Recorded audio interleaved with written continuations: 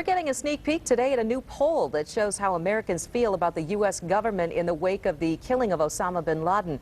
NBC asked, do you think the Obama administration should release the picture that shows Osama bin Laden dead? Most said they feel strongly that the picture should not be released. Another question asked, do you think Pakistan knew where bin Laden was and kept the information from the United States on purpose? A majority said they do feel that Pakistan knew of bin Laden's whereabouts. For more on this poll and how bin Laden's death is being seen by the American people, I'm joined right now with NBC Deputy Political Director Mark Murray. Thanks for joining us tonight. Thank you for having me. Well, the reaction to the poll, any surprises there on those questions? I think both are pretty surprising, and I think the most surprising result has to do with the Osama bin Laden photos.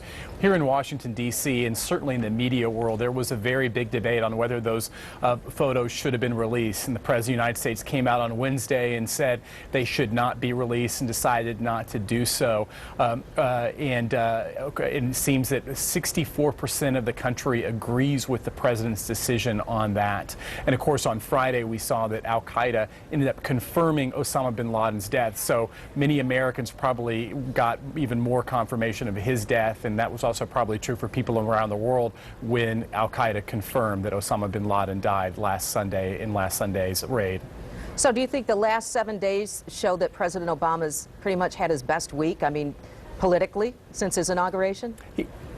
He's had a very, very good last 7 days, and of course it started last Sunday with Osama bin Laden's death, and also it carried on even to yesterday with a very strongly reviewed interview on 60 Minutes by CBS.